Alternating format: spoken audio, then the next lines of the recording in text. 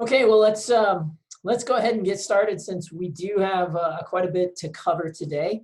Um, First off, thanks everybody for participating. My name is Steve Albers. I am the Associate Director of the Launchpad program here at CSU Ventures. CSU Ventures is the tech transfer office for CSU, and we're excited to have you here today. So welcome.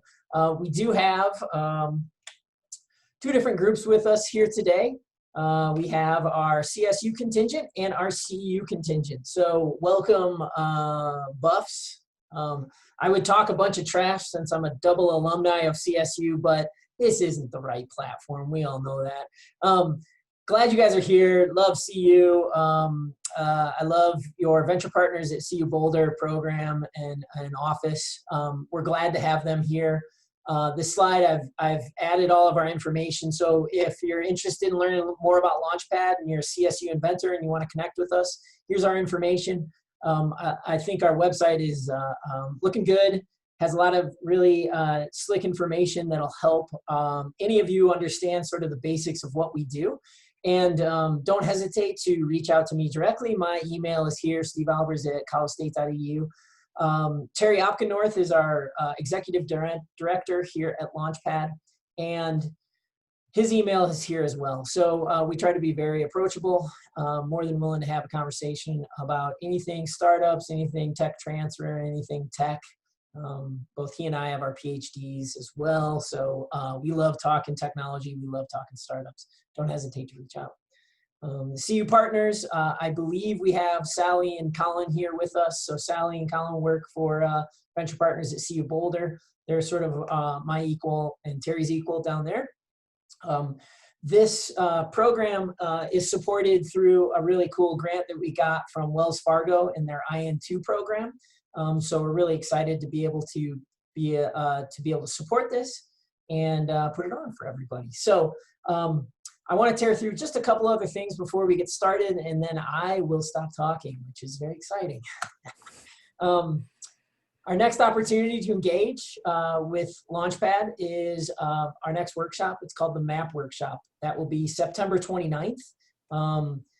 It's going to really play off what we learned here and help everyone understand how to start building knowledge in a specific market.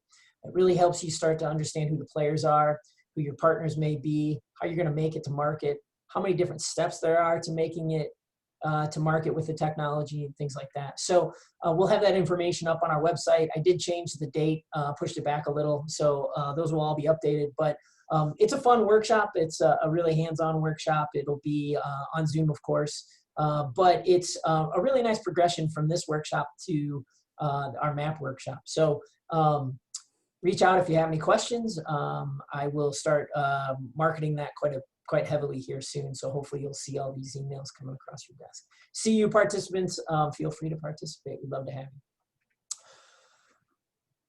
Then other next opportunity is another research to market workshop. So this one will be happening down at CU Venture Partners. This will be in September and October, I believe.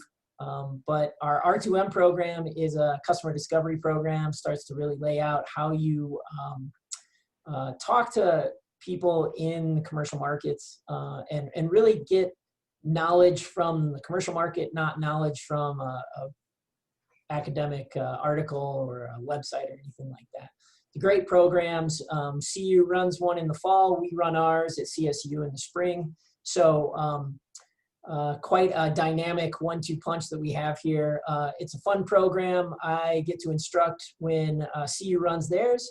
I ask Sally every time to instruct when we run ours up here.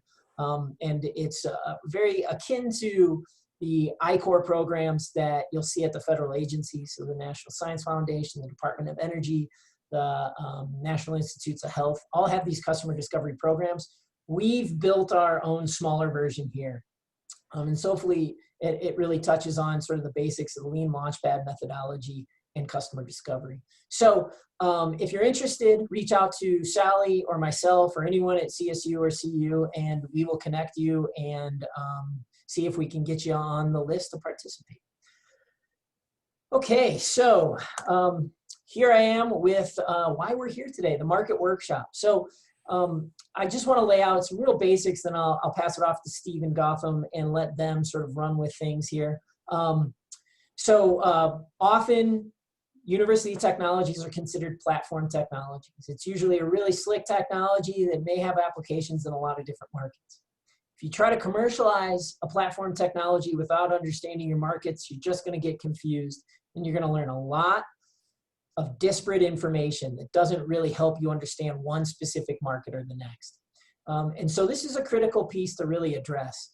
It's hard to commercialize a platform technology if you don't understand your market. And this is really where this workshop originated from. We need to make sure that our innovators are understanding that if you're going to commercialize a technology, you need to understand one specific market, how it works, the players in that market, the time to market, the challenges associated with supply chain and who's in the value chain, all these different things. And so we thought this would be a fun way to jumpstart that process. So today what we did was we brought in a group that we started connecting with just several months ago that do this for other universities as well as private entities. So they help universities, private entities understand market verticals and how to actually enter those market verticals. So really excited to have these guys here today. And I'm going to pass them the controls so that they can introduce themselves and sort of say a little about Searchlight, and then I'll let them get going. Steve, how's that sound? Sounds great. And Gotham, if you don't mind, could you kick off introductions while I get the screen share set up on our side? Yeah, sure, Steve. Yeah, so I'm Gotham Rajpal, managing partner at the Searchlight. I've been with the Searchlight for 2 years now, but I've been helping companies launch new products longer than that. I worked as a consultant at a company that focused on the life sciences. And prior to that, I was a product manager for new products at a biotech firm. And I started out my career actually on your side. I did my PhD in cell biology here at University of Michigan. So I've got a little bit of perspective of both the academic and commercial side of science. Thanks, Gotham. My name is Steve LaChance. I'm the other half of the management team here with the Searchlight, and I have 14 years of combined organizational strategy, market intelligence, and market validation experience. Academically, I come from a background with degrees in economics and math, as well as an MBA from the University of Michigan. The Searchlight as a whole has been in business for 7 years now. Spans about 14 time zones, and we got our start in technology transfer offices, but focused almost exclusively on the venture building aspect of technology transfer. We all know that if you've been in and out of a technology transfer office, there's obviously a heavy licensing component, but where we've been able to show a lot of value and provide a lot of value for the market has been in the venture development side of things. That said, 7 years in, we're still growing. And in fact, if you know smart people who are interested in this sort of thing, we like to focus in on folks who come from a background in academia. Maybe it's their first job out of the lab and they're looking for an opportunity to get into the market. Just let us know, send them our way. A good way to connect with us as time goes by is actually going to be, you're welcome to join me in a meeting. And in fact, I would ask anyone that wants to ask a question to please do so in the chat. We've already had a couple good questions in there, and I've done my best to respond to them. If you open that chat in there now, you'll see a Calendly link. You can grab 30 minutes on my calendar. We can talk about your specific technology in the context of the market workshop if you're interested, and we'll go from there. The next thing that we want to handle is let everybody know you're going to receive the slides via email. You're also going to receive a recording of this. So try not to spend all of your energy on taking copious notes. You're very welcome to do so if you'd like. However, you're going to get all of this afterwards, so no worries there. And something that's very important to not only me, but Steve Albers and the CU team is some feedback. So any and all feedback that you have for us, please let us know. I will again point you to the chat feature if you have a question that you'd like to ask. And of course, there's already a link in there on how to get onto my calendar specifically if you're interested in doing that a little later. Okay. So today, what are we going to learn? Today, we're going to focus in on 3 areas as it relates to the market and your potential market, the beachhead that you want to pick and define. This is part one of a two-event affair. We're going to cover these three foundational items. First is going to be problems to solve. This is going to be a theme throughout just about everything you ever hear from the Searchlight or from me or from Gotham as individuals. What we want to do is find problems to solve. And when we say problems, we mean these are the problems that your customers have. And ultimately you want to be the solution to their problem within their particular market. Barriers to entry means what it says, and we're going to have a section today on barriers to entry. And then the bottom foundational piece there is market arenas. Market arenas is our preferred replacement term for the more traditional market segmentation or market vertical term that they teach in business school, or at least what they taught me at Michigan. The reason we choose arenas over verticals or segments will become apparent a little bit later. I did mention that it is a 2-week event, so that makes sense that we'll have something to cover next time. Next time, we're going to cover competition and market factors through the lens of a value map. So that's going to be September 3rd, 1 week from now. And the value map is a tool that you'll be able to leverage so that you can discover whether your solution is a solution to a known and articulated problem, and whether or not your solution is better than others and you can command a premium price. Market factors for next week is something that along the lines of internal and external kind of energies that can either aid or impede your launch, near term and medium term. All right. Now,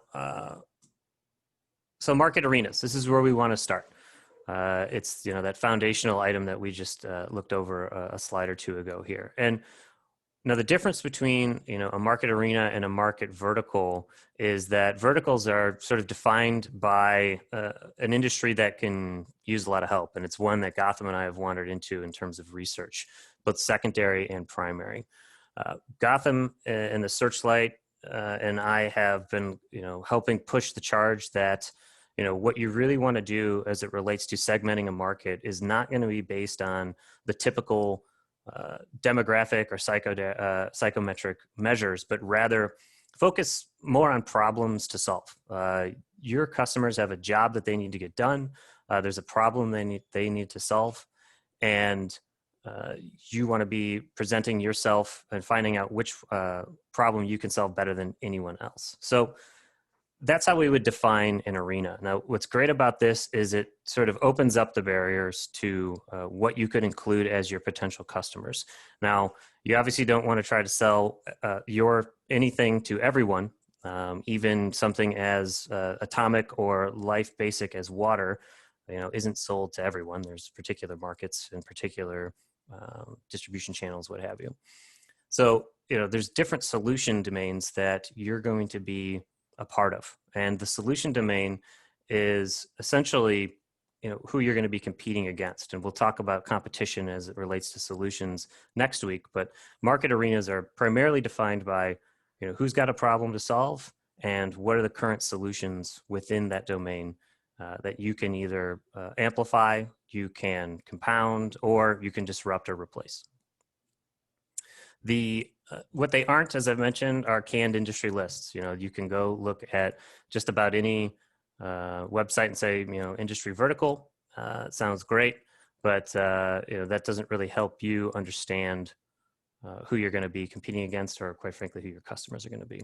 And it's not an overly specialized niche. You may have heard some people say in the past, or some other market selection kind of gurus out there saying, well, if you don't have a perfect niche where you're a monopoly, then you're doomed to fail. We don't believe that that's true. Quite frankly, there's a reason why we choose market arenas as opposed to verticals, and that's really it. You need to be broad enough that you've got an opportunity to compete, but narrow enough that you're not trying to sort of chase every rabbit down every trail. Now, why do arenas matter? Specifically, they help you, if you can circumscribe the arena that you're going to compete in, you can not only clarify your own actions, but you can bring urgency to them. If you have an idea of, what are the problems you're solving and who has that problem and how urgently they need a solution, it can drive you to not only expedite your efforts, but also recognize that there's other people competing with you in this arena. And you can see that if you don't get to work now, the people that you're trying to help are going to be suffering for longer. More specifically, arenas are better than verticals in our opinion because potential clients are interested in knowing that you want to solve a problem that they specifically have. You're not here to solve everyone's problems. You're not here to solve anybody who shows up. They want to know that you can solve their problems and that your solution is creating an outcome they need. It's getting a job that they need done completed. All right. I'm seeing a little bit in the chat about some confusion around breakout rooms. Hopefully everyone stays in this particular room now. If you do find yourself in a breakout room, you'll have an opportunity to leave that room. When you click on leave room within the breakout, you're going to want to just leave the room, not leave the meeting. We'll go over that when we get into breakout rooms a little later as well. But all right, little housekeeping aside. So, where are we as it relates to market arenas? If they're not what we traditionally know them as, if they're not on a list somewhere, what should I do as a technology leader, as an inventor, as a potential business owner? What should I do to not only identify an arena, but figure out who else is in there with me, figure out who those customers might be, identify those problems to solve, and quite frankly, how do I stop myself from trying to compete in every single arena that exists out there today? And that's a good question to be trying to answer. So we take, an approach to any sort of selection methodology that is, basically don't make two major errors. Don't make errors of omission and don't make errors of commission. You are limited at all times by some level of constraint as it relates to your effort, time, attention, and money. So you can't check everywhere, which is why you can't compete everywhere. But you want to still be conscious of the fact that you're not going to make any errors of omission related to selecting particular market arenas. What does that actually mean? So first would be to consider several arenas for you to compete in. For example, you have a technology that's software as a service based, and it performs a major business function that just about every company out there needs to solve. For example, QuickBooks has an accounting software that many startups and even larger organizations are familiar with, but they don't compete for the biggest company's business in the world. But they do consider several arenas in which they can be competitive. Should we go for the sole proprietor? Should we go for the company size of 1 to 10? Why would they want to compete in that area? They've got their own criteria and selection metrics that they would have been going through. Once you've considered maybe top 3 to 5 arenas on paper, these are literally hypotheses that you can come up with within a conversation with yourself or your team, even if you're only a team of 1. But once you've got 3 to 5 of them, you want to start talking to people who are in that area. You want to reach out to just about everybody you can think of. We've got some frameworks for you later on how you can identify who you would want to be reaching out to and who you would want to be researching and solutions you want to be researching online. When you have an opportunity to talk to someone, we encourage to use a conversation over interrogation. If you want to learn about an environment, learn about an arena, learn about a company, learn about a problem to solve, you want to be asking, conversational questions. If you lead with interrogational questions such as, metric specific, quantitative specific, you can lose the opportunity to uncover things that you didn't know you were going to need to understand about that given arena. The goal here is to understand as much as you can about 3 to 5 potential markets, even if it's in a Google or a secondary research format, before you commit to chasing down, one particular market. Use open-ended inquiry, talking about asking open-ended questions, try to avoid yes, no's, very conversational. And of course, be open to the idea that this is a discovery process. It's not a pure market research process. Market research is the act of filling in known knowledge gaps. I need to know what a market size is and its compound annual growth rate and who the major competitors are. Okay, well, we can buy a report for that. when you're trying to investigate a market arena for a platform technology that could potentially change a lot of people's lives for the better, don't force yourself into the markets and the verticals that others have defined on your behalf. Rather, be open to the idea that you're going to be drawing arenas within several markets. Perhaps, again, to use the QuickBooks example, you're targeting someone who needs help in a business function like accounting. Well, every company has accounting regardless of vertical. There's specifics that they'll need, but you can target a horizontal branch. Avoiding commission errors. So don't commit to the wrong thing, basically. This is where you get a lot of folks falling down. The sort of traditional and terrible message, at least that was taught to those of us who studied entrepreneurship and are entrepreneurs, is that, well, you do market research and you find out if there's a market by just trying to sell it. That's asking you to commit resources, time, money, energy, without even knowing if you're going to succeed. We humbly suggest you do a little bit of research beforehand, and quite frankly, do a lot of research beforehand, because you'd want to pick the next best step for you, your company. Focusing on one application at a time, while learning about different ways to apply your solution within different arenas. You're going to talk to a lot of people. You're going to learn about their needs, their wants, their problems to solve, their jobs to be done. And from there, you can document what's called an ideal client profile. Once you're building up these profiles, this is literally taking the form of notes in a notepad. There's no fancy software that you need for this. You're going to identify individuals that seem to sound the same, or at least are describing the same problems. Here's your arena. Here are your personas within that arena. You want to define what are their needs. You know, what are their ideally needs that have yet to be satisfactorily solved or met.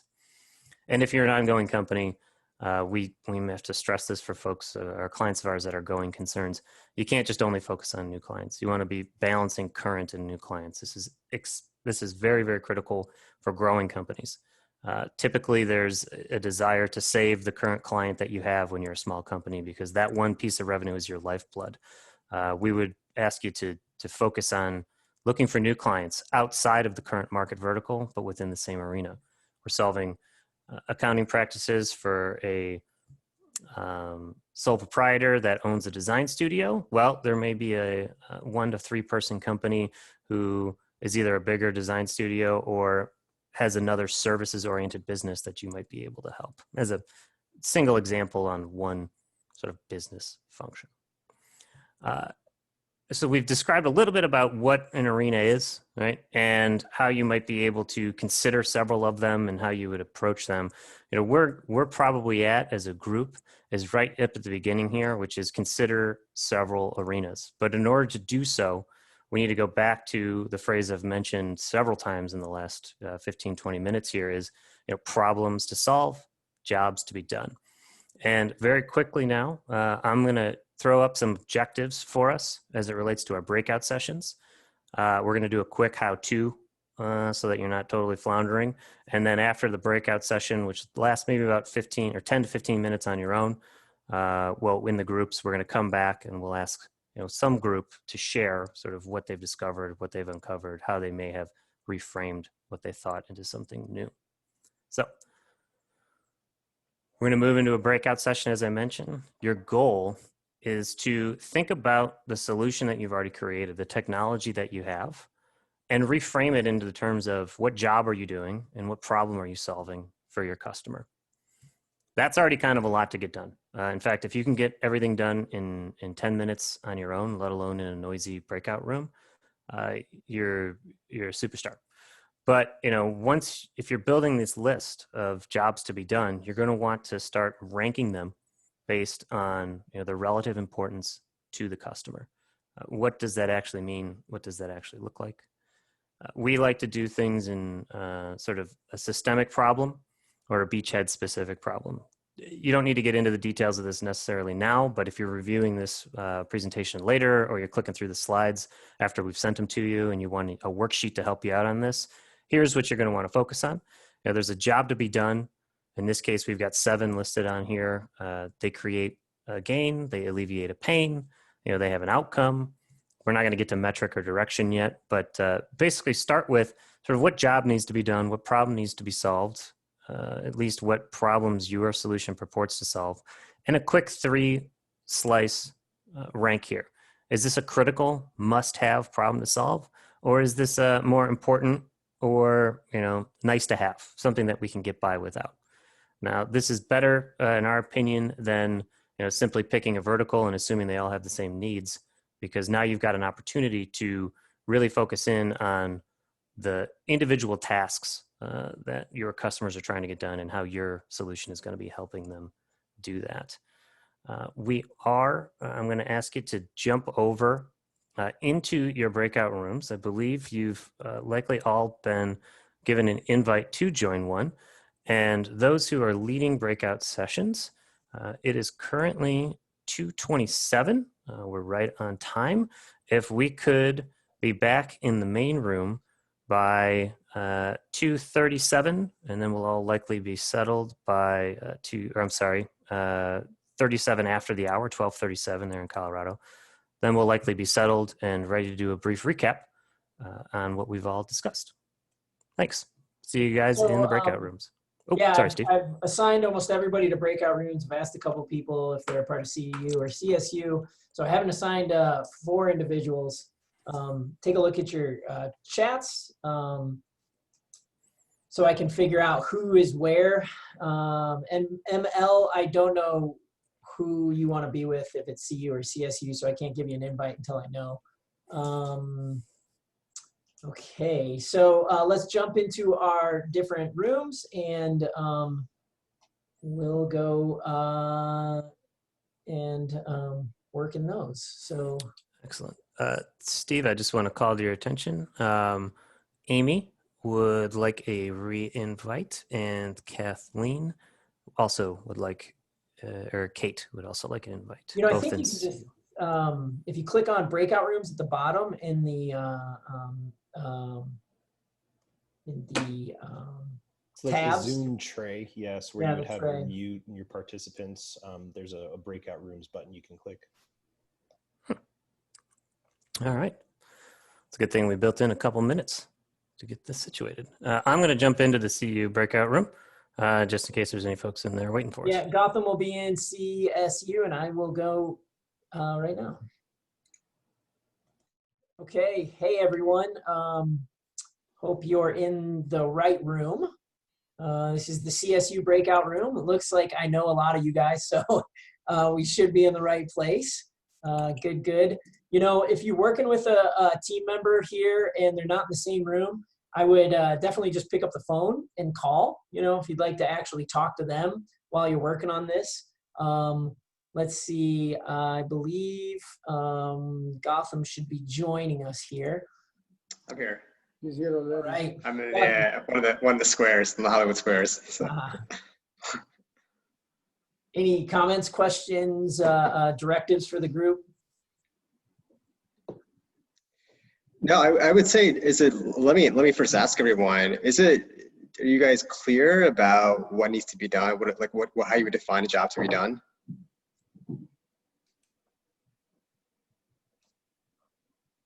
I'm not.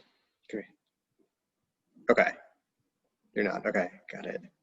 If you can, let's do it this way really quickly. What is do you mind sharing what you're working on? Yeah, I work on a technology that improves the efficiency of programs. Efficiency in terms of speed, in terms of energy. These are programs that execute on GPUs or on clusters.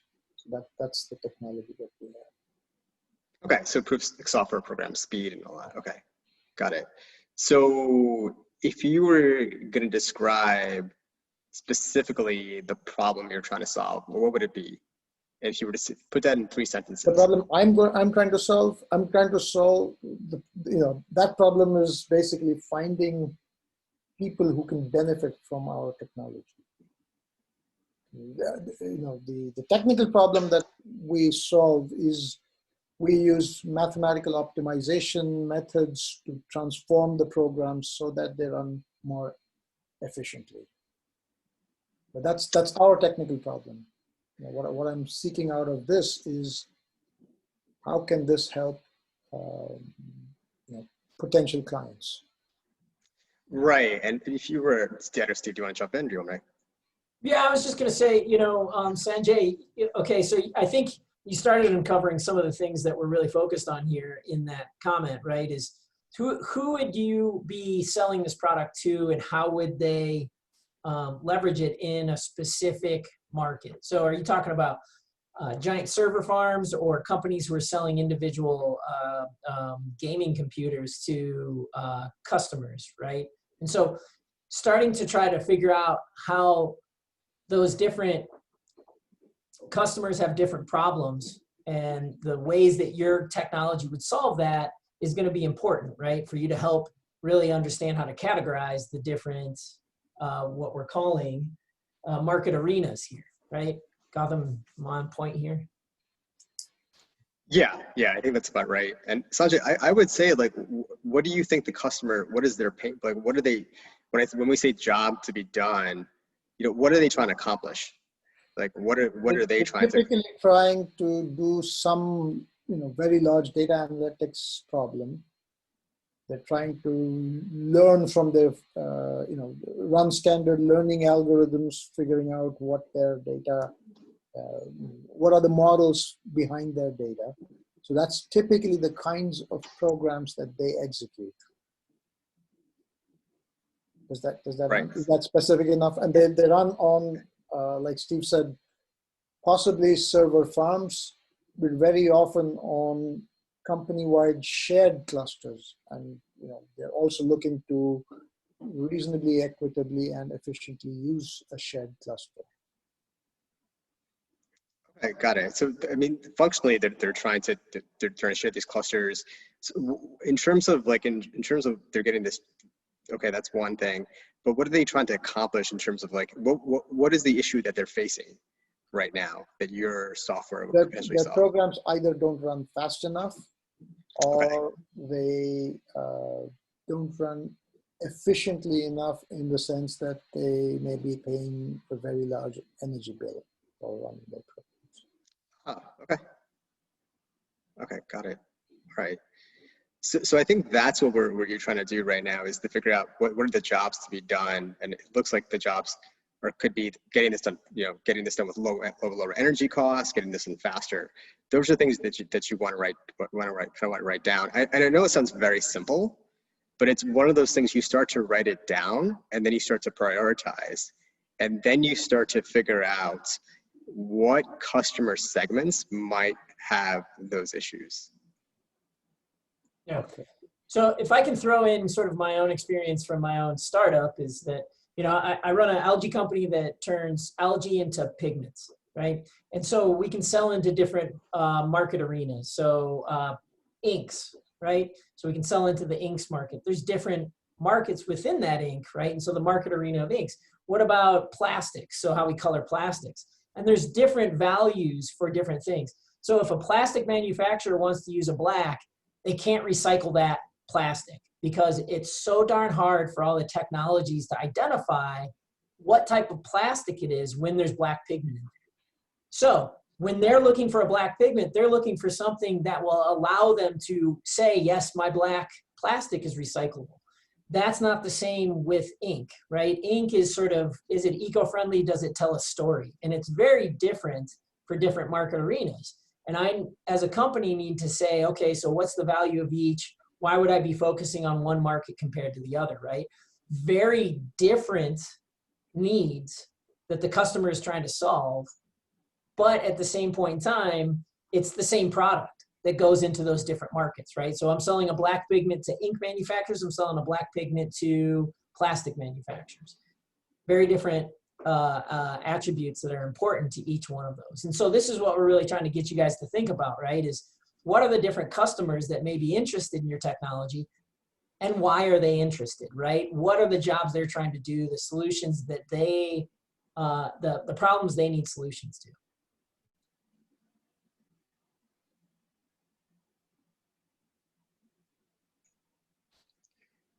Sanjay, does that help?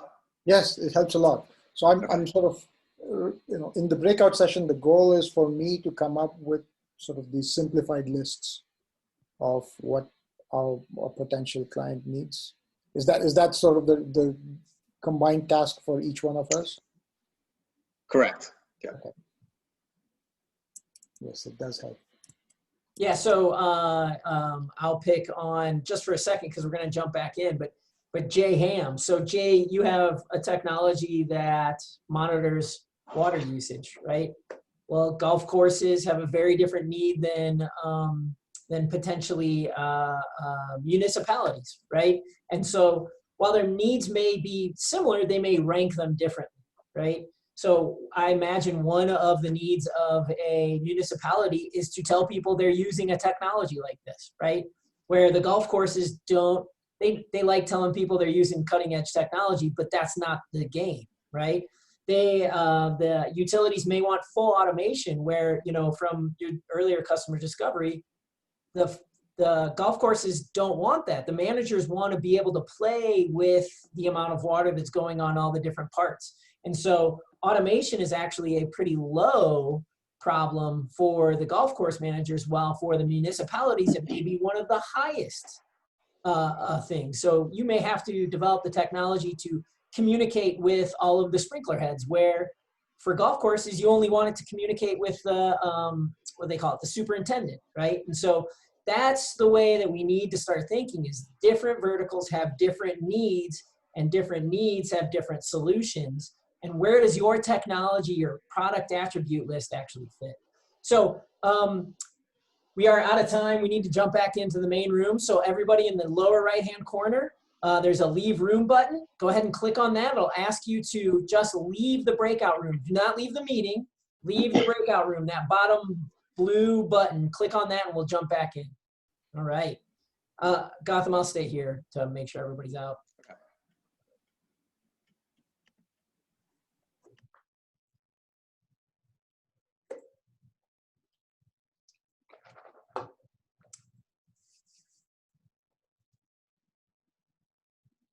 Maura, you mind mopping up here?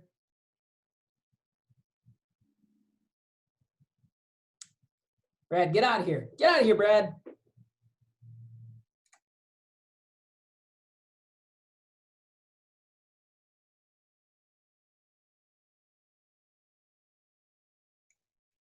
Okay, so hopefully everybody's coming back to the main room. Let's see if we have. I just checked in with CU, Steve. They're just kind of wrapping up that breakout, so should be coming back in a minute. Okay, so does anybody have any questions right now from what we just laid out in the breakout room?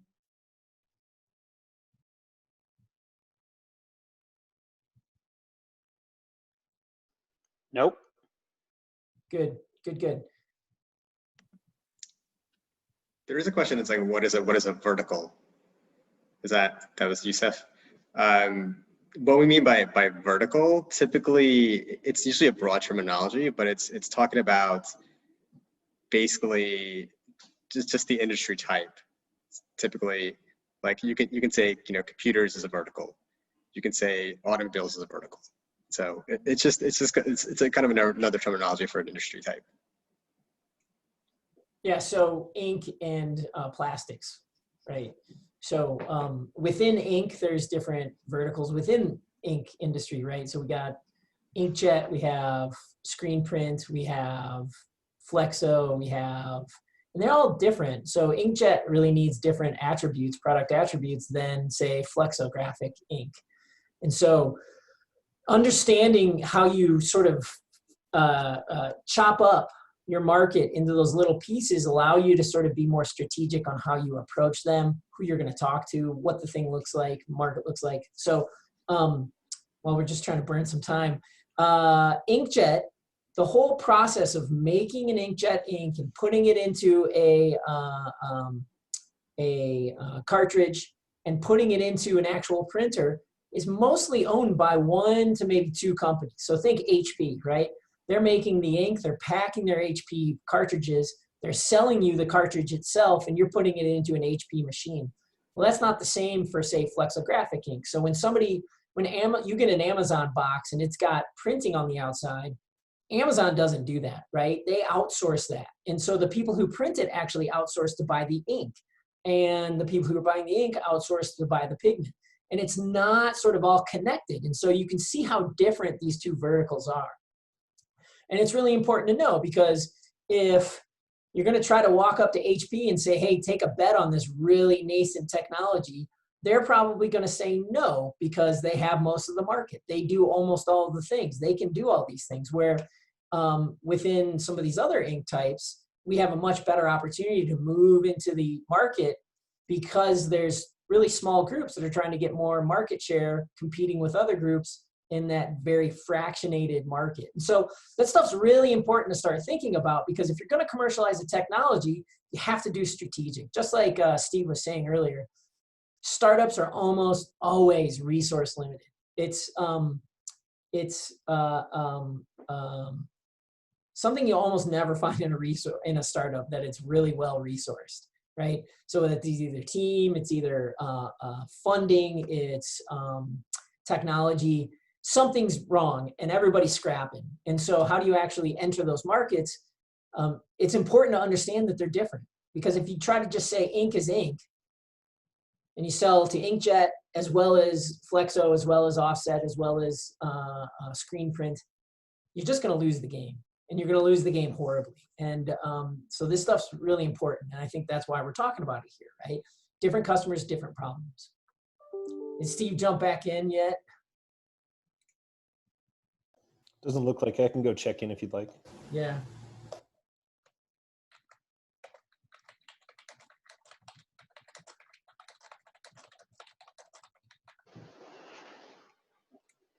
Okay, I just sent a note to everyone.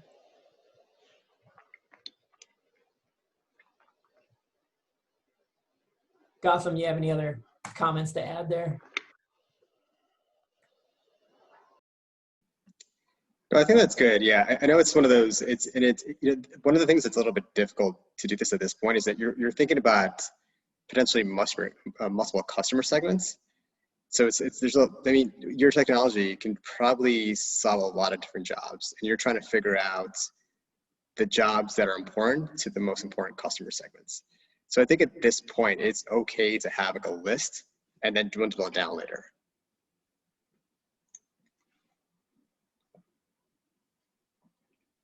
They're coming back now, Steve. Great. Yeah, and I think, just part of this game of trying to understand how you commercialize a cutting edge technology is just banging your head against it, because it's not simple, or people would do it all the time, right? So, part of the value of these workshops is just trying, in my opinion. Try to do the breakouts. Try to really put pen to paper and push yourself, because the first time I did a business model canvas, and this is sort of, a different conversation, I had no clue what I was doing, but now I feel really comfortable with it, right? And it's something that a lot of people want to know as you get into commercial markets, is that you understand that thing, and that thing is comfortable to you. And so, I'll pass this back to Steve, but you got to just put pen to paper. I know that a lot of people are so early stage with their technologies, they're like, I don't even know where to start. Just try. Because every time you do it, every iteration, you're going to feel a little more comfortable with this concept. And there's some pretty daunting concepts here, right? We're trying to mix technology with business. And, there's experts in technology, there's experts in business. There's very few people that really bridge both technology and business and do it really well. So you just got to try. Steve, I'll pass it back to you. I appreciate it. We're not quite at our halfway point, but we are at, in terms of time, but we're at the halfway point in terms of slides. So hopefully this has felt pretty fast paced for you guys so far. In our breakout session, we tackled one particular platform technology as it relates to turning it into a problem statement in a little bit more detail. And we had one, which was really cool, as it relates to space to space, I think is the best way to, maybe my current crude understanding of it, communication. Is there, if either Scott or Carter are interested, please feel free to give us, if you're comfortable, give us a brief overview again of what problem you're attempting to solve, and where does it fall on that critical, important and nice to have spectrum. So I'm happy to share, Steve. Thanks, Scott. So we're working on where we have a technology to enable laser communications between spacecraft, and it has significant advantages over typical RF approaches, which generally require larger antennas and more power. And so our approach is targeted towards the emerging market of small spacecraft. So these are spacecraft that are the size of a dishwasher, so they have limited space and power on there. And there's a rapid increase with the commercialization of space of small satellites, and new companies popping up almost weekly who are developing concepts to use constellations of spacecraft to develop new markets, provide new information, data, and many of those concepts require links between spacecraft, and so that's what we're focused on. And in fact, the beachhead market that we're looking at right now is the Space Force has a future architecture which is called the proliferated low Earth orbit transport layer. It's essentially a network of hundreds of small spacecraft orbiting at about 700 kilometers that create an internet in space. And to be able to do that, all those spacecraft have to be able to communicate, move large amounts of data over long ranges with low delays. And so that's what our focus of our product is, and the markets we're looking at. Thanks, Scott. I want to call out to just about everybody else in the room too that you may or may not be working on something as technologically sophisticated as Scott's solution and problem to solve. He also highlighted probably some of the toughest arenas and beachhead markets to crack. These are going to be highly regulated. These are very insular, and he's expressed during our breakout session there a known barrier that he's going to have to work with and work through, which is takes the form of the aerospace prime. And for those who don't know what that means, it's essentially the companies that already have prime contractor relationships with DoD, Space Force, maybe NASA, and there's that. He's also through that, so that's a problem he needs to solve. But he's also got a customer of his whose problem to solve is going to be performing as a quality prime and maintaining a relationship and a reputation with the agency, while also, three layers down, solving a pretty sophisticated technological problem. As we were joining the call back in, joining back into this room, I heard Steve Albers going over the need to get started and the need to persist, and the need to be able to, take part in this exercise without another group of folks to help jump in and join. Maybe it's a team of three, maybe it's a team of one, but what are you doing while you're beating your head on the wall, if I could steal his phrase, I think I overheard. And that would be to use this framework here. This is not one that we created. This is called the Value Proposition Canvas. It's a well-known, well-utilized tool. And it's got some words in here that you may remember from earlier slides, right? What gain are you creating? What pain are you relieving? How form does your product or service take? And it relates specifically to the customers within your beachhead. What gains are they looking for? What pains are they trying to relieve? What jobs are they trying to get done? Another of the examples we talked about in our breakout room, Carter's working on a software platform to help connect skiers with instructors, and it's all going to have to operate somewhere within the bounds of a known resort. And ideally, we could bring this into different arenas. So there's the ski arena, there's the surf arena, there's a rock arena. They all have different problems to solve, but he wants to pick one and specifically think about who's his customer. Is it the skier or is it the instructor? We figured out it's probably the instructor. So what gains are they looking for? What pains are they trying to relieve? What jobs are they trying to get done? And quite frankly, answering these questions over here on the side, which is, what happens if the problem remains unsolved? Who's going to suffer? What are they losing? What are they failing to gain? And something I just want to reiterate several times, never ever feel bad that after a 10-minute breakout session and an hour of us sitting on a Zoom call together, you don't have all the answers. You got to beat your head on the wall. You got to keep going. And it's going to take moments. Sometimes creativity takes the form of exhausting all of the obvious and then forcing your brain to work on it a little bit longer. And then something, innovative pops out. All right. Well, that covers, some of the arenas and the ideas that you can put into practice to start framing up what those arenas are. An inherent definition or an inherent part of the definition for arenas, though, is that they exist. There's people within them, and likely there's already incumbents that exist that you're going to be competing against, even if you're creating something brand new to the world. The problem you're trying to solve is likely not brand new to the world. And so you need to be aware of some barriers that already exist for you to enter into a market. So we're going to talk about entry barriers now. And we're going to use the same format as before, right? What are they and what are they not? Ultimately, a barrier to entry is a resource constraint. The traditional resource constraints that people discuss are people, process, skills, and technology. Another big one is legal and regulatory. Say you're trying to get a ski instruction platform off the ground. There's going to be a number of legal and regulatory questions that you need to answer to make sure all of your customers and your users, who actually aren't your direct customers, are satisfied. There's also capital barriers to entry, pretty straightforward, means money. And then market realities. Now, the two that we really want to focus in, the one we want to focus in on for the exercises later today, within the next hour here, were market realities. People, process, technology, something to consider, something to think about. Capital is a finance question, but market realities is where you run into the most potential difficulty. And quite frankly, it's the one where you end up sort of beating your head on the wall the most, because that's one you want to identify and come up with a plan for before you run into the actual marketplace itself.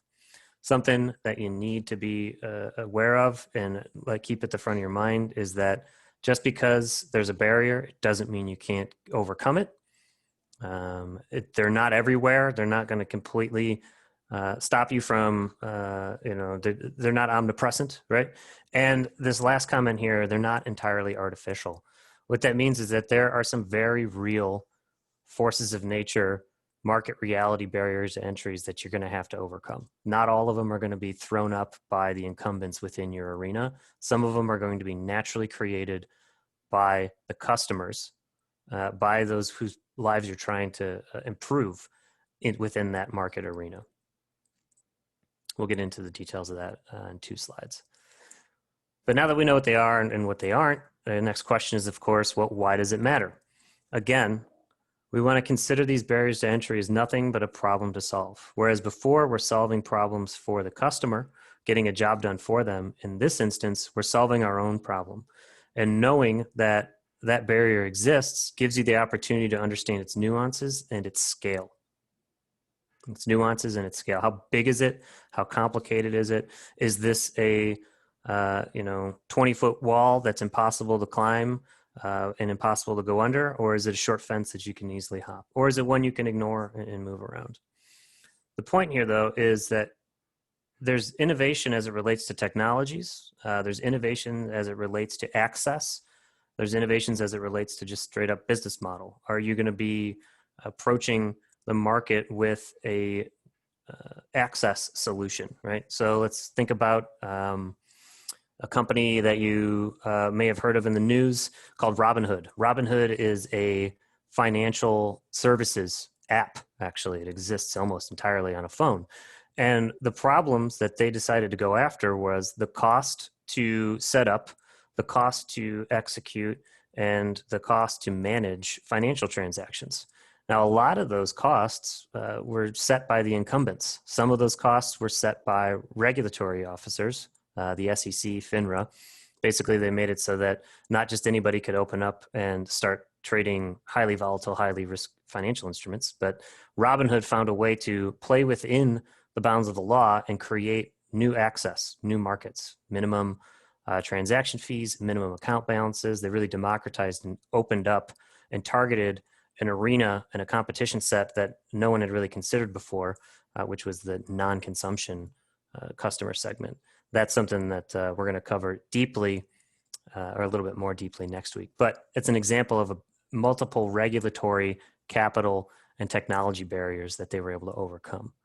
By understanding it and building an iterative solution to that, they were able to bring a pretty transformative, for better or worse, product to market.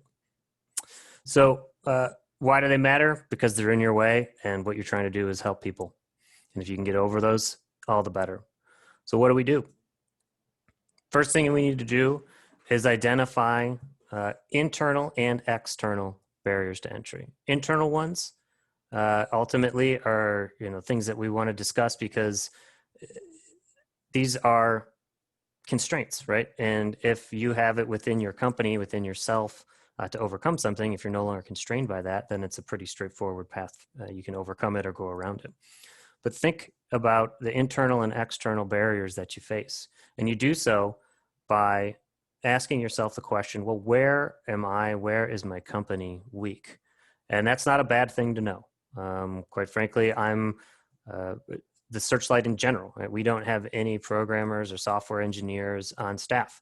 So as it relates to people and skills, our choices are to either learn those skills, which might not be the best use of our time, or to hire those skills out, which is typically the approach that we take. When we need a software solution, we go after that. Process and technology, you can either buy or develop. This one, it might sound pretty simple, but we are all, purchasers of technologies because we have problems to solve. And we are all providers of solutions, but ultimately we're limited by our own constraints. Legal and regulatory, you can either avoid those, you can fight them, or try to align yourself with the legal problem. We mentioned the ski resort, ski coaching software marketplace a few minutes ago. Here's an opportunity to either kind of attempt to avoid that legal fight by flying under the radar. You can try to fight that by waiting for your cease and desist and taking it through the courts. Pretty expensive. You could try to align with the resorts and say, look, I'm going to be bringing more skiers to your resort. You're going to be selling more passes. You're going to be able to handle more instruction. Maybe identify a problem they have, which is they don't have enough instructors, and you can overcome that. Capital is pretty straightforward. Borrow it, sell it, or start selling and create cash flow. And then market realities. This is the more difficult one to discuss. When I say market realities, I mean things like brand competitors, customer-related entries, which are barriers to entry, which are like switching costs. There's an actual cost to switch from one solution, the current a solution to their problem, to your solution. Sometimes it takes the form of a headache. It's a pain in the butt to switch. Other times, there's a real monetary cost. We've been using a system for a while. You're a B2B technology. There's a bureaucracy that you need to overcome. There are contracts that you're going to be fighting up against.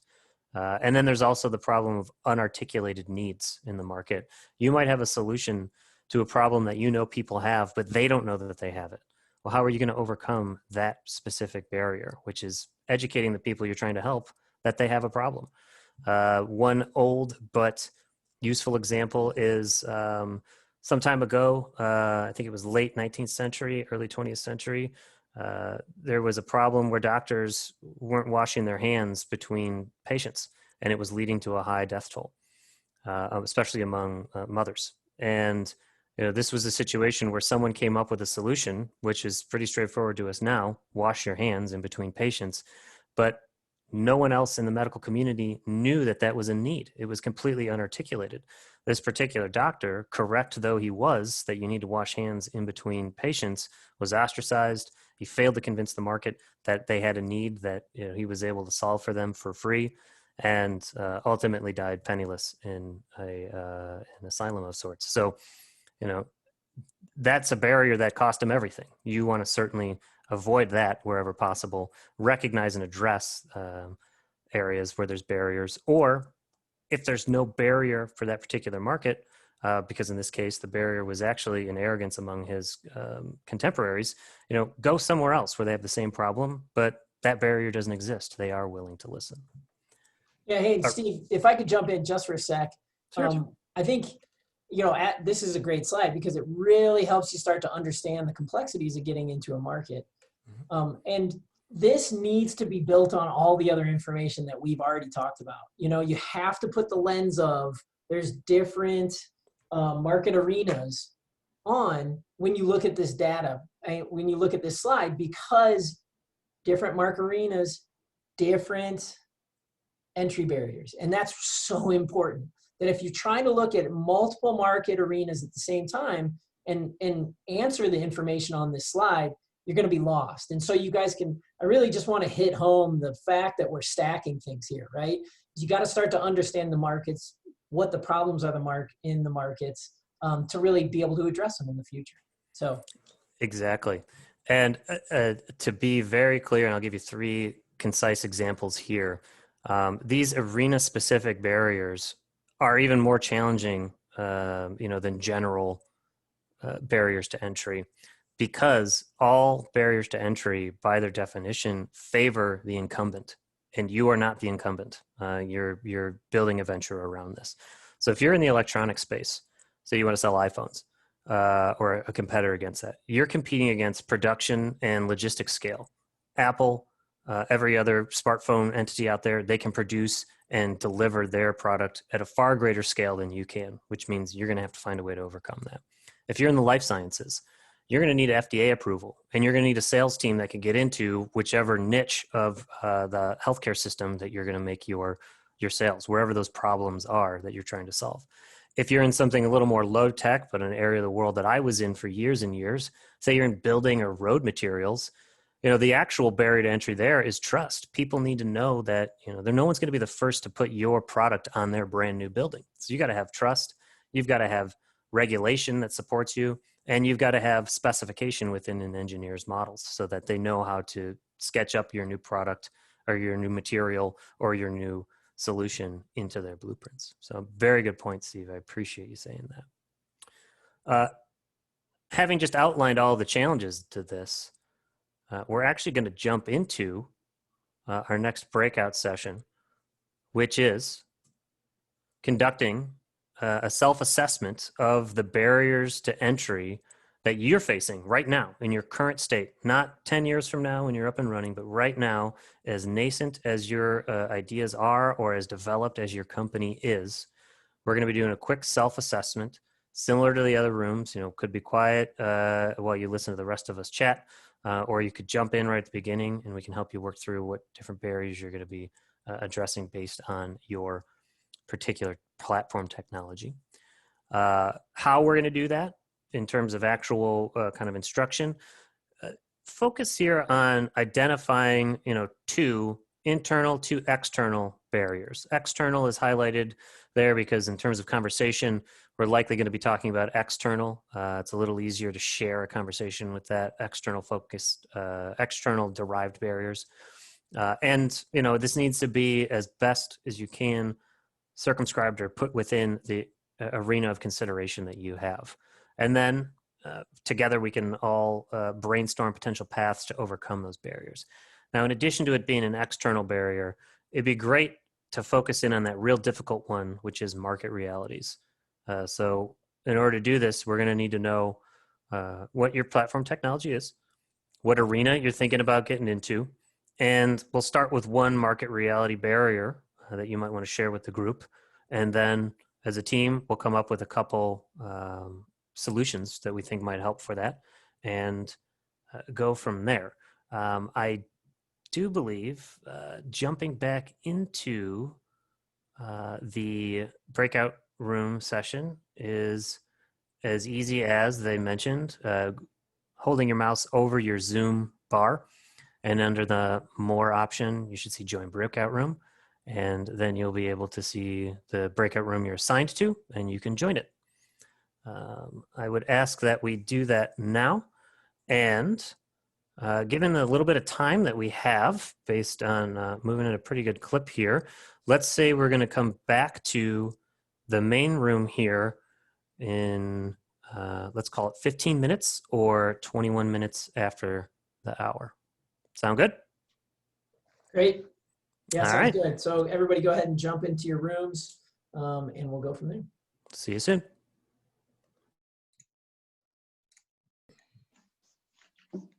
It's pretty Okay. quick here. So, all right. Okay. I can start with, you can guys can start it, but any questions?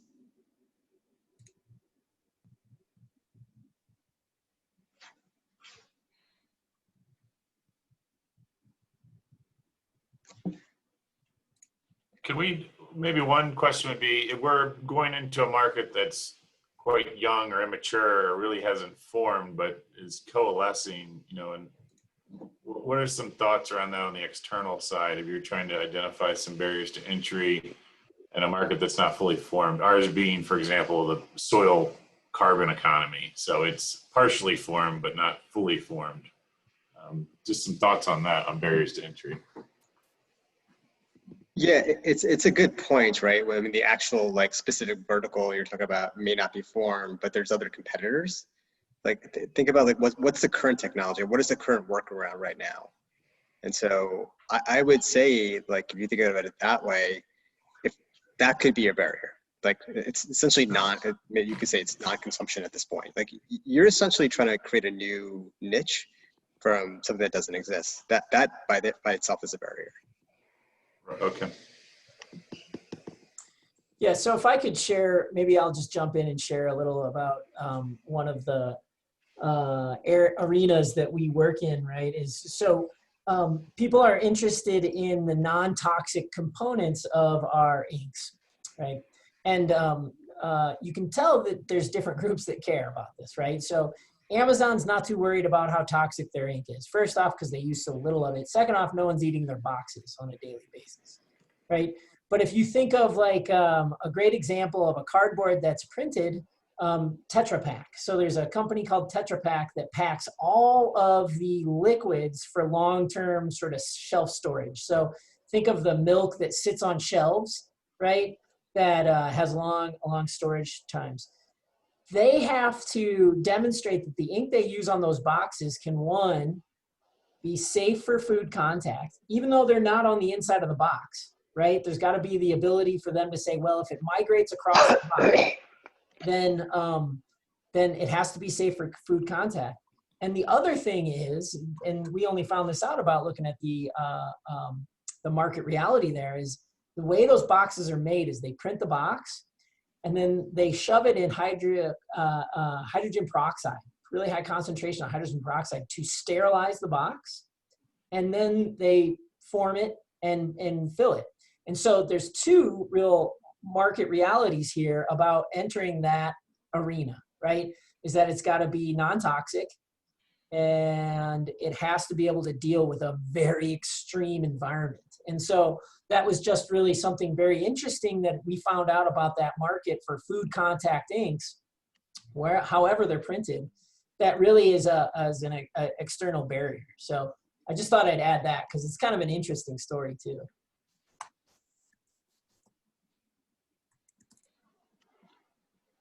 Anyone else want to share? Okay.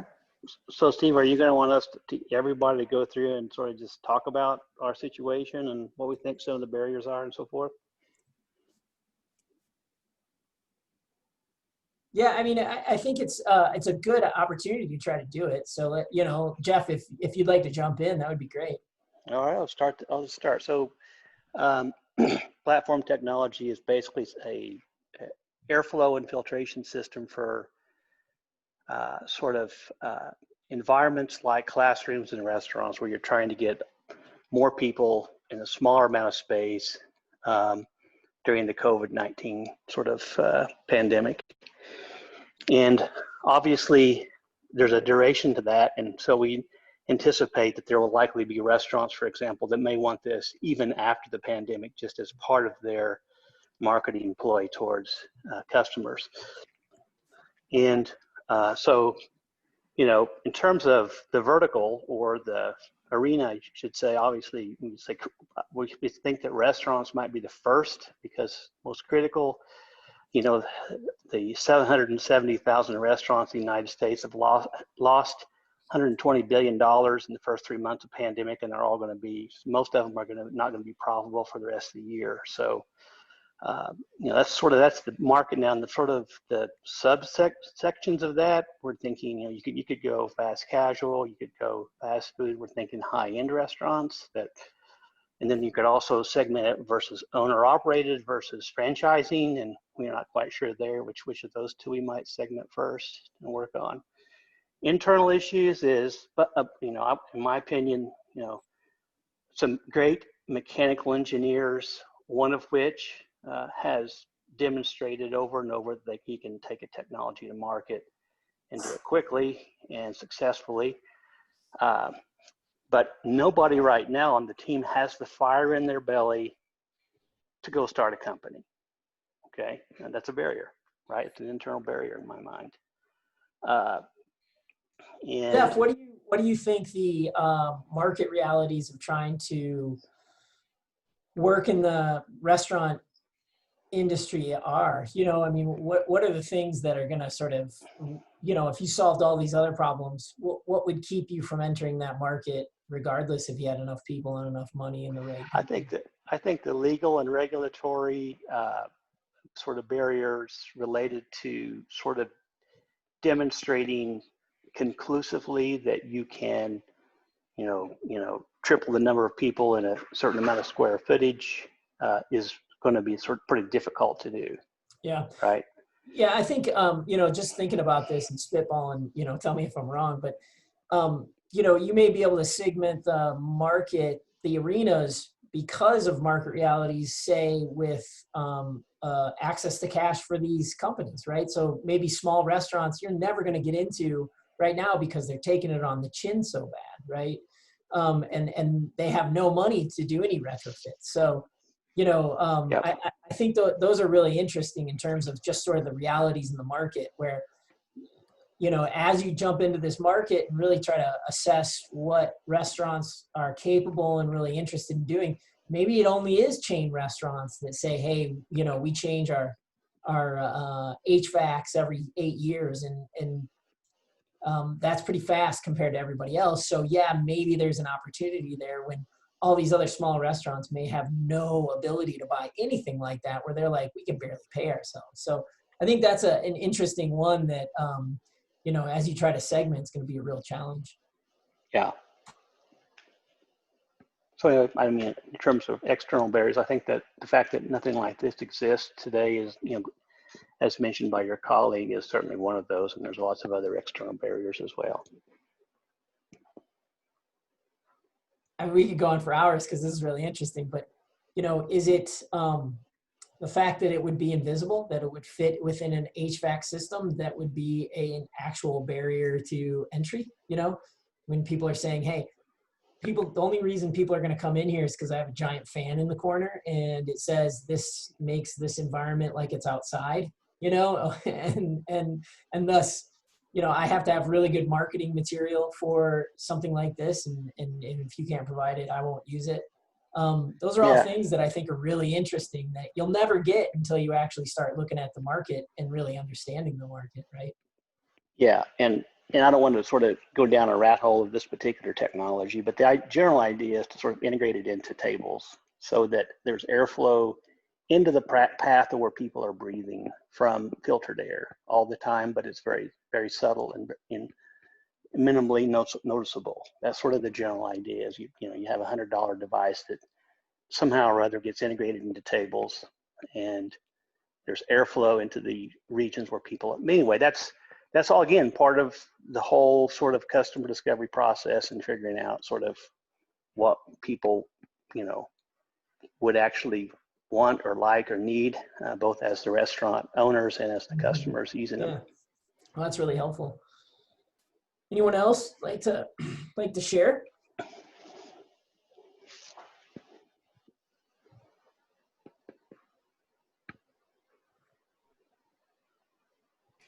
I mean, I'll yak about Solmetrics. I'm more than happy to. I mean, we're commercializing a technology that's a model that produces scores, a baseline score of CO2 emissions and then a modeled future score of emissions. And that delta between that is used to produce carbon capture projects and land use. So this is agriculture, this is livestock, this is grazing, forestry. And so in our sense, what's interesting, I think, about this is we have two functions we provide the market. One function is to produce the supply of credits. So we're a market maker in that sense, but we're also able to produce insights and sort of market knowledge about optimization. So using the model, not just to produce in its function the delta, but to give insights about geographies or practices that, a what if function of the tool. And so I think some of the, internally right now we have some bandwidth problems. We have more customers than people right now, which is a great problem to have. We're not sad about that at all, but it's a challenge. And some of the external ones we face are regulatory unknowns. There's legislation that's moving through Congress right now that might change the landscape of how this space operates. The NGOs that regulate the marketplace, they have to build trust and confidence right now. So there's a bit of a lack of trust or confidence right now as an external challenge. Yeah, those I think are really interesting external challenges, Brad. And it really relates to potential opportunities in different geographical regions, right? So those external barriers in terms of market realities may actually shift as you go from geographical region to geographical region, right? And so I think that's a great, thanks for sharing that. That's a really great insight. As you start thinking about this, it doesn't just matter in a specific market arena. It may be a market arena in a specific geography that has external barriers that you'll never get over, whether you have the best team, most resourced with the most money. Actually, it's sort of funny because, there's some place in the world they don't have the soils data or the weather's data to do the modeling, right? And then one thing that's very interesting is since this modeling system requires grower data to function, in the United States, it's not a huge problem, but in the EU, there's a tremendous amount of privacy laws. So the way that the computer system handles the data and the way that it stores it and the way that it makes it anonymous or kind of builds value, we want to build value on that. We have to really understand a whole different regulatory framework for, handling user data, which is generally just an expense, a legal expense, but that's built into the concept of the EU as a market. Yeah. Well, and, similar to what you guys are doing, worked with a group that was trying to collect data on different individuals in a specific geography doing something, let's say growing hops, right? And so they'd be able to collect data from people growing hops. Well, an external barrier to them being able to do what they do may be the access to cell phones, right? Which is silly to say anymore, but 5 years ago, that was a big deal. And it may have not been the US that was the most prolific with cell phones, right? You think about sort of the way that many people in African nations communicate, it was cell phone first before even landlines, right? I mean, the cell phone industry and accessibility across Africa ballooned much faster than it did in the US and other developed places. So, these are some of the market realities, those external forces that really may play a role in you getting ready, you doing everything. But if you don't understand those forces and those external barriers in certain market arenas,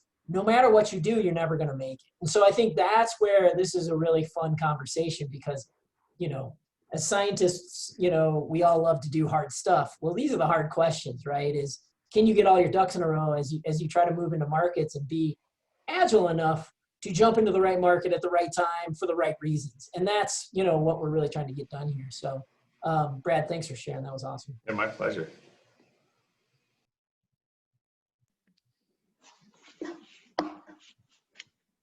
Gotham, anything you want to?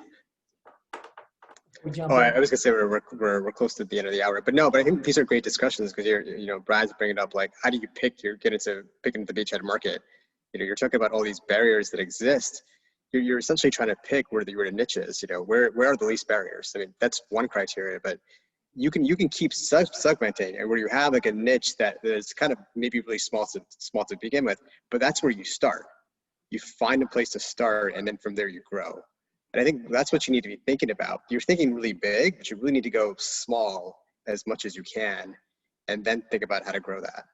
I love that. You know, I think a lot of groups will go into this conversation and say, okay, so if I have a lot of market knowledge and understand the different arenas that the technology could solve in, I got to go for the biggest. And that's not very strategic when you really think about it, right? You may actually be focused on entering a market for a specific purpose that gets you ready for a larger market or gets you ready for a market with better margins, right? And so Gotham, I think that comment is spot on. Yeah, and I'll give you an example right now. I know we're out of time, but we're working with a company right now. They're actually collecting this is genomic data in China. So they're doing something, it's called real world data. And usually this is happening in the US. What's happening right now is that people are taking electronic manual medical records and pulling data. In China, you can't do that because of privacy laws. So what they're doing is individually going to patients and collecting data. That is really slow, and the number of patients they have is low, but the quality is very high. And they have data that's better than anything that's out there right now. And so they had a barrier to begin with, which was how do you get data from patients? But they've actually made that an opportunity as well. So that's something to think about. Like, is there a barrier that you can't go around? There's another barrier, but this is a barrier because it's a barrier also for your competitors. Can you find a workaround that they can't? So that's something also to think about when you're thinking about this. Those are great insights. Yeah, that's awesome. Okay, so I guess we're needing to be in the other room. So everybody down in the lower right-hand corner, click leave room and just leave the breakout room. We'll go to the main room, and Gotham and Steve will continue to lead the conversation from there.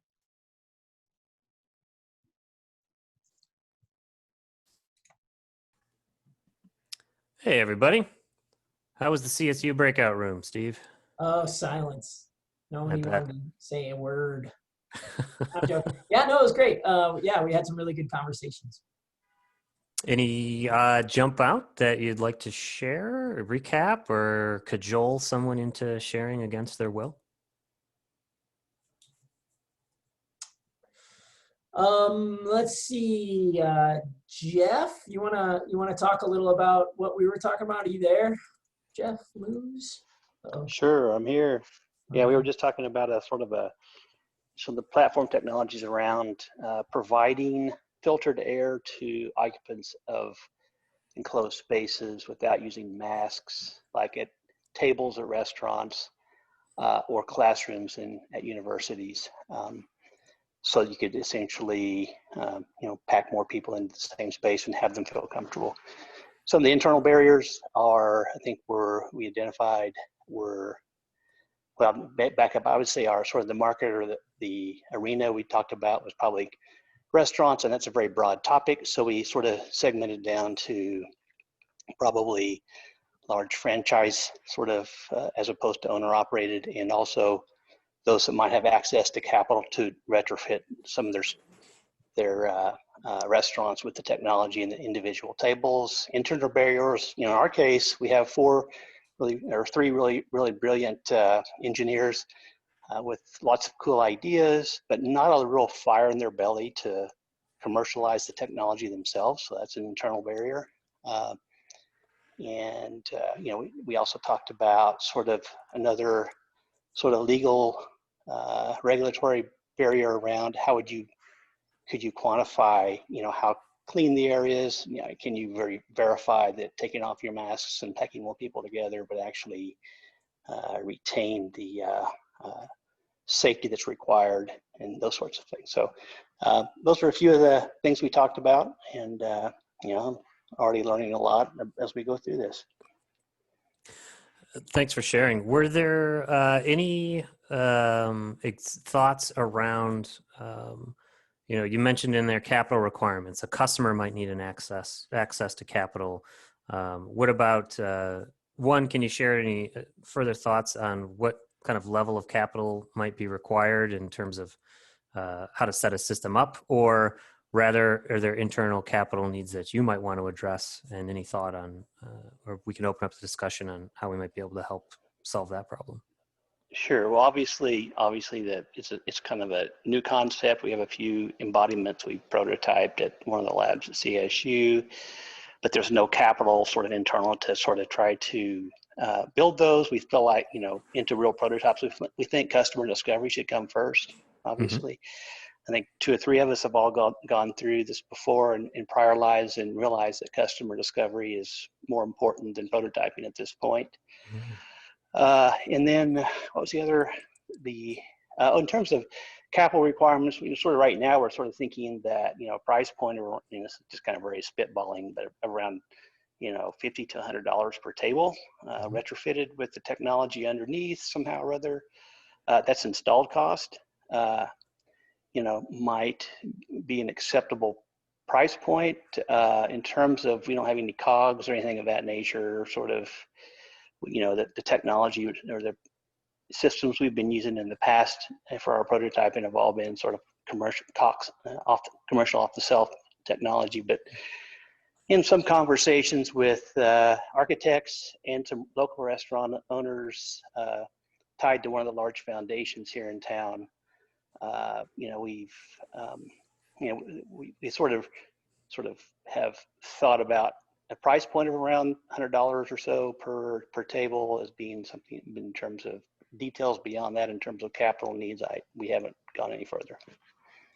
Okay, well, these are really great things to be thinking about. It's a bit more mature than than maybe everybody on the call is at. But if I can highlight a few salient points there and maybe ask a follow-up, is that you've already addressed the idea that there needs to be a revenue model for your business. And that right there, in terms of a barrier to consider, is worth including on some sort of criteria or checklist or rubric that you're going to want for which arena to select, which beachhead market to target. If, say, for example, you had decided you were going to go after large corporate Fortune 500 headquarters that have thousands or maybe hundreds of people in those, what at one point seemed like brilliant open office designs, you'd have an entirely different revenue model. Instead of maybe asking them to pay per seat or pay per desk, you'd be asking them to do an install. You'd have essentially enterprise level clients as opposed to individual restaurant size clients. You even highlighted the idea of going for owner operated as opposed to large corporate franchise. Can you highlight, or if you have any, was it kind of back of the envelope math or just sort of intuitive conversation that led you to even that great pre-selection? I know, I'm serious. Like sometimes it's intuitive. It's not all math and check boxes. I think it was a combination of a casual conversation over beer with a couple of local restaurant owners, and one of my neighbors is a sort of a former EVP of the largest fast casual franchising company in the United States, and he had a lot of good insights. Now that's a great point. Insights don't always come from a research report or you being the only person out there who comes up with a, hey, isn't that interesting thought after, doing some secondary research out there on the internet. In this case, you got pretty far with a conversation over a beer with the right folks who happen, the right folks in this particular definition just have experience. They have familiarity with and some insight into how the operations of a restaurant work. One of the barriers to entry we mentioned earlier are market realities, and price point talks to it pretty substantially, and that is switching cost, right? So if we have a current solution in the market, which for restaurants right now, as it relates to air filtration, is non-consumption. Nobody's doing that at all. This is an entirely new thing. We're going to have to come up with some way to overcome the barrier of your switching cost is infinitely more expensive than what it was before, because before you were paying $0 a table as opposed to $100 a table in this particular case. So there needs to be some measure of investigation into, well, how much value is your solution going to bring to that restaurant owner? And if a per table basis is how they prefer to have that discussion, what's the right price point? We'll talk about competitive solutions, and non-consumption is probably your biggest competitor at this point for a lot of us out there next week. But all of this, as Steve mentioned, is stacked and related. Again, if we were to consider another arena, they're going to have an entirely different set of barriers to entry. For example, there's already a well-established method and mechanism to do air filtration inside hospitals. You have to be able to completely contain the airflow within operating rooms, for example. That's an area where you're going to have much higher capital requirements as a company because you need to set up an entire clean room, basically. You're going to lose any first mover advantage because there's already competitors in there. There's some switching costs because instead of installing a new system, you're replacing an established system. And if, in this hypothetical where we just made up, if I had to choose between these two arenas, the next one that I'm going to spend my time investigating, getting people on the phone, going out to have the beer in a safe way, is going to be with the restaurant arena as opposed to the hospital room arena. Or as I briefly highlighted on the cuff there, or off the cuff there, Fortune 500 companies, right? If you've got a large open space, you might have an enterprise level client where you're going to need to dedicate multiple service individuals to make sure that it's running at all times. What legal troubles have we created for ourselves, like service level agreements and that kind of thing? That's a really good example. Yeah, if I could jump in really quick. I think it's really interesting. We talked a little about sort of why you'd be doing this and what, how your customers would be paid back, right? And if you have to advertise to people driving by that you have a safe environment and don't worry, you'll see it when you get in here, that's very different than saying working with Google for their cafeterias, right? Where you say, Google says, no, you're going to eat there and it's fine, compared to, oh, come into this restaurant, it's safe, don't worry, I'm going to get your business rather than the person down the street.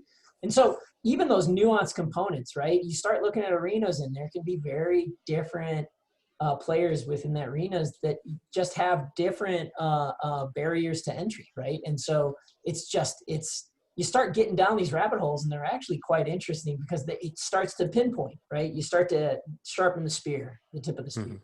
Mm-hmm. Mm-hmm. Mm-hmm. Now, as a brief counterpoint to barriers to entry, and it's just to sort of tease up some interesting things we'll talk about next week, is the idea that external forces aren't always barriers. Sometimes they are, boons or they're windfalls in your direction, but it also means that they're going to be a windfall for anyone who wants to compete in this space. We brought up one during our conversation around a market force in the form of a mandate to get more batteries on a grid. Now that means everybody out there is going to be trying to solve that problem. You've lost the barrier there is going to be, who's moving faster than you. You'll have competition, but we'll touch more on that a little bit later. What I'd love to do is I'm going to jump to the next slide to show a little bit of tips and tricks, and we're going to and I'm going to do a brief overview of one of the conversations we had in our room as it related to what I think is a quintessential explanation or example of platform technology, which was a marketplace innovation that one of our groups is bringing to the table. Actually, in the chat here, I don't know if anyone's seen it yet, but there's a comment around the scalability of the air purification into the sports industry, something for stadiums. And this is interesting because one, it's a huge industry. Two, it's already open air for some stadiums, but there are also sports that take place in an arena. There are services that only take place within closed businesses. Basically, anyone who's ever been to a rock climbing wall is usually underneath a roof in the wintertime, certainly out here in the Midwest. So great observation, Carter. I appreciate it. So, next time we're doing this, how do we approach the same question again, but with a little bit more structure? Some of us are thinking about it in terms of, how do we address which customer we're going to help? What problem are they trying to solve? I'd strongly encourage you to do that. Others are already considering the supply side of things, such as who do we need to have as partners? Now, if we were to think about the problem from both sides, in our group, we were talking briefly about the idea of bringing together OEMs, large manufacturing suppliers, or large supplier to maybe different manufacturing groups, and the many subcontractors that they're required to use in order to make their market viable. It creates what has been described by some as a butterfly marketplace, right? There's a lot of suppliers, some number of buyers, and you sit at that focal point in the middle. Before we get too far into that, though, there's barriers that need to be addressed as it relates to, again, the market reality of the arena you want to choose. For example, in our marketplace conversation, we spoke mostly around automotive. Gotham and I run a company that was founded in Southeast Michigan. Auto is something that we know mostly through osmosis, but also by working in it for quite some time, at least tangentially. We know that that's a remarkably competitive environment to be in. And the market reality of it is OEMs get beat up by the big three. And the big three are perfectly comfortable with letting their suppliers go out of business. And so that right there is a barrier to entry in terms of market reality, because it just might not be one that you want to deal with the headache of getting into. But that doesn't mean there aren't complicated relationships between buyer and seller where you might solve some of the known issues the frictions between those connections. But one of the key questions we want to ask ourselves is, how do I decide a market is worth spending the next 2 hours, 2 days, 2 weeks of time researching? You may have heard of the idea of a minimal viable product. And I would argue, and we would say, that you want to have a minimum viable market. Have established criteria. Think of a rubric. Write these things down. You can create them, shop them around with friends, family, have a beer with someone in the market or in your space, ask them questions about what's necessary to get into, to compete in, and to maintain relationships within your given arena, and literally just sort of list them out and figure out, okay, in this brief example of 6 or so off to the right here, which of these, how many of these need to be check boxes? And if any one of them is an X, does it mean we're going to move on to something else? Similar to setting up a rudimentary H&O. What conditions have to be present in order for you to successfully enter a market? Does a price point of $100 per table need to be present? Or could we get away with $50 per table in the beginning, knowing that we might want to ramp later? Or alternatively, charge $200 per table now, when the market's desperately trying to be first movers to get consumers back into the restaurant, and then lower the price to match the demand curve. But that's the dismal science of economics later on down the road. And then, of course, is there a single condition where if it isn't met or if it's present means you're not going to go into that particular arena? Air purification. Restaurant. Sounds great, significantly less regulated than, say, operating rooms. The other example that we had in our group was around, and Mike, I'm sorry, I'm about to put you on blast here. I'm put you on spot here around the batteries. Could you give us a brief rundown of which arenas you're considering for your battery technology, and what you might be considering as a barrier that'll keep you in or keep you out of, or be easy for you to get around and then enter one of those arenas? Yeah, thanks. We have, I've developed a sort of proprietary scalable grid scale energy storage battery to provide backup to large systems or the grid. So barriers to entering the grid are really regulatory, as well as many of the grid operators and integrators don't really know how to value energy storage, especially when it comes to longer timescales. So if you think about your cell phone, you very rarely use the last 20% of your battery life, but if you don't want to lose that capacity, you like to have that as backup. So how do you value One of the ways that I'm looking at getting around some of the regulatory issues with putting large-scale energy storage in the grid is to look at microgrids or specifically server or data centers that need to maintain standby power or may want to transition to 100% renewables, which would require overnight power or electricity to be supplied whenever the wind or sun isn't shining or the wind isn't blowing. So I think there's a number of different markets that we could address with our technology that won't necessarily have us run into some of the challenges we're facing.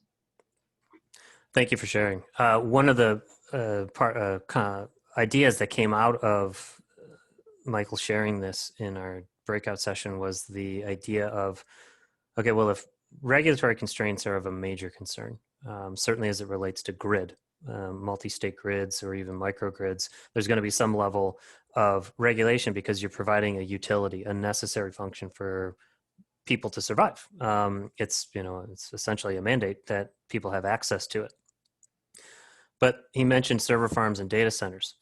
We in a brief conversation with just having talking about data centers in general and having access to some more common inside baseball knowledge as it relates to data centers, we were able to say, well, they essentially function in an unregulated way. That's an opportunity to not only get into an arena a little bit faster, they're expanding and building them all the time. They're always looking for energy efficiency improvements, new technology improvements, stability improvements, uptime improvements, anything where fractions of a second of uptime, if someone's disrupted, could cause a major concern. This is an opportunity to set up a profitable business within an arena where you've got a chance to address and overcome the other barriers that you might be encountering. So taking the time to figure out how to write up a value proposition and convince a grid operator on their purchase timescale is going to be critically important to getting into a grid system. Not every company, certainly in B2B situations, is going to make a snap decision to purchase. And one barrier to entry that we haven't mentioned yet, but is one we're all going to face no matter where we are, is the time necessary to make a purchase decision and then to actually purchase. Some of your customers are on an annual budget cycle. And if the budget is a one-year thing that takes place, it doesn't start until July, but gets written in the previous October, you've now got a minimum of 10 months before you're going to see a return on your sales investment or your customer discovery investment, your market entry investment. So things to consider. The market realities in terms of barriers to entry are likely going to be the hardest ones to identify and unfortunately not really be there until you start diving into that arena. I have 2 slides left. I know that Steve is going to give us a little rundown on what we can expect in a bit more detail next time. I'm going to briefly touch on that with one quick slide, and then I've got a little homework slide that I want to highlight for everyone, and we're going to follow up with sort of a worksheet that you can use to tackle a lot of the conversation we've had today and answer the very key question of, okay, we're talking about arenas. How do we even identify who's in those arenas? How do I know which companies to research? So next time, we're going to cover, this is the 3rd of September, so a week from now, we're going to dive into competitive analysis. We're going to use the value map as a tool similar to the idea of problems to solve. The value map will be a theme throughout, where you're going to be able to leverage that tool to discover whether your solution is known to your potential arena, whether or not their problem has been articulated enough and satisfied to a degree where you might be able to show up and command some premium pricing. Say it's $100 per table, but you can only capture, some portion of that in order to create value. But maybe it isn't $100 a table. Maybe it's $200 a table because it's a really important problem with a really poor solution in the going market. And market factors, as opposed to barriers to entry. Market factors are also internal and external energies, as opposed to kind of entities that can either aid or impede your launch as time goes by. So that's what we're going to cover next time. This time, obviously, we covered barriers to entry, we covered arenas, we covered the need to address basically everything from the lens of what problem are you trying to solve, and a quote that we've used to drive things at the Searchlight and with our customers has been, how are your customers solving their problem today, however poorly? Because that's who you're competing against. The current solution to the problem, however poor it is who you're competing against. The homework, for lack of a better term, it's not like you have to get it done to attend the next time, but it should be useful for you, is to essentially build out an ecosystem or arena map. The purpose behind this particular tool, getting the answers to who lives in this area, is so that you can, one, understand gaps in your own knowledge and start to fill those gaps, and two, figure out not only the competitive solutions, but also the other influencers and potential customers within your chosen ecosystem / arena. The reason we've blended and moved that term, from vertical to arena to ecosystem is that, vertical is a term we don't really like. Arena is an area in which you compete, and an ecosystem is something that, exists as its own entity right now. And you are going to be a new entrant into that ecosystem. And you need to be able to identify sort of where you fit on the food chain, so to speak.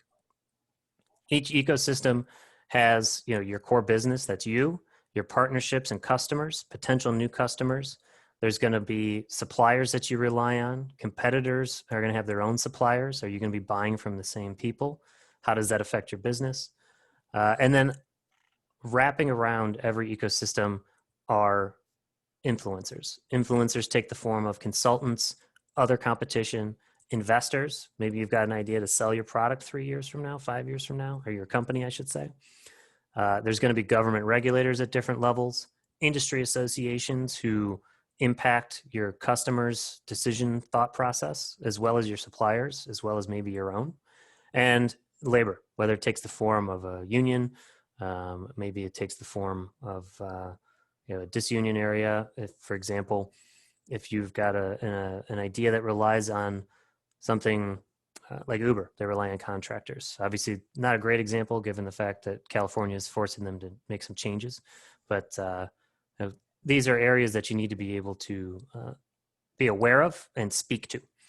Now, what I am going to provide for everyone is a worksheet for you. It's got all of these terms defined, and it's really only going to be focused, though, on the customer side of things. A little bit of competitor, because that's what we're going to talk about next week, so you want to be aware of that, but mostly influencers and, of course, customers, because that's the customer-focused space that you want to be considering. Why worry about how you're going to fund a business to compete in a particular arena unless you know you're going to be competing in that arena? That said, I'm just all out of slides at this point. You can look forward for a email from us.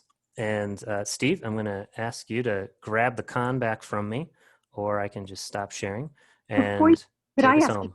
Yeah, of course. Okay, thanks, Steve. So I love this quote. How are your customers solving their problem today, however poorly? Because it brings together a lot of elements of your talk, right? I mean, this is a serious barrier of entry. And frankly, some of the solutions today are pretty clever, even if it is a poor solution technologically. So I love that. How does that thinking affect the way you draw an ecosystem map? That's a very good question. Again, it's, the ecosystem map is going to be predicated first on where you choose to set your core business. So the way that this influences the ecosystem map is that it drives you to make a decision on essentially who you're going to be competing against. In this particular case, actually, let me see if I can stop this presentation. I'll give you a little quick show of what the what the ecosystem map builder looks like. So the way that this helps can you guys see the Word document? I'm sorry. I just opened up a bunch of slides there. Yeah. Okay. So in this ecosystem map builder, right? This is a brief worksheet that you're going to have access to. You'll be able to work through it on your own. You know, how your customers are solving their problem today, however poorly, is critical to knowing which arena you're going to compete in, because there are some arenas where the problem you're solving doesn't have a solution at all. And those particular competitions takes 4 forms. Direct, they're solving the same problems in the same way. Indirect, they solve the same problems, but by alternative means. Inaccessible, which is they've got an articulated need, but no way to buy it. So now that's the Robinhood example I gave earlier. People wanted to trade stock, but they had no way to do it. So someone created access for them. And then there's transformative, which is a bit closer to our example related to space communication, right? There's no commercialized articulated need there, or at least not, or in the grid example, there's no way for the grid engineer or manager to articulate the need that they have, or at least a solution that that addresses their need. So by understanding the different competitive solutions that are out there, however poorly the current solutions are, you've got an idea of, you know, which customers they're talking to, which arena you're going to be fighting in. And once you've got your arena, you can build your ecosystem map. And if you like that quote, Jim Price, professor of entrepreneurship at the University of Michigan, wrote a very interesting book. I'll send it out to everybody. I don't get paid or anything for it. It's just one that I happen to really like, and happy to bring it to your attention. It's a really good read to help an entrepreneur ask key questions of themselves and of their business before they get started down the road of venture building. Any other questions? All right. Steve, I will stop my share and get out of your way. Awesome. Steve, thank you for that. That was awesome. Good first day. I think there were some really good conversations that were started here. So thanks for leading that. Appreciate it. Can everyone see next steps slide? Okay. Yes. Fantastic. So like Steve said, we'll be back here September 3rd, noon to 2 again. And I will send out the Zoom link so everybody is aware of where we're meeting. If you have not been registered for day 2, you will be here very soon. We're sort of registering everyone for the second day. Had you all register for today. It's just a little snafu in the software we use. It's hard to register someone for 2 separate days and a week apart. So anyway, we'll register. If you haven't been registered, you'll get the Zoom link. I also will shoot an email out to everyone's email address with the email address you registered with to give you slides and worksheets for the homework and for the slides today. You should have had those slides already. I'll also give you access to the Google Drive folder where we'll put all the materials, including the recording of today's webinar, so that if you do have questions, you can jump back into the recording and take a look. That Google Drive will have almost all the materials. We may put the recording up on YouTube. It just makes things a little easier, but you'll have all those links. So yeah, plan on being here again next Thursday. Hope you guys enjoyed what we presented today. And yeah, if there's no more questions, we'll wrap here and move on with the rest of the day. Thank you, Steve. I have one thing to add on to the back end of that, which is the slides that Steve's going to post up for everyone to access after today contain more information than the ones you already received, specifically the tips and tricks and next time tips kind of thing. They're a bit more filled out. So if you are going to keep only one copy of the slides, keep the new ones. I'm going to do the same thing next week, which is you'll get almost complete slides beforehand so you can acclimate to the material, and then afterwards have completed slides. So there's a benefit to having actually attended. Fantastic. Thanks, Steve. All right, Thanks, everyone, thanks for participating. We will see you in 7 days' time. Thanks, everybody. Had a great time. Have a good Take weekend. care, everyone.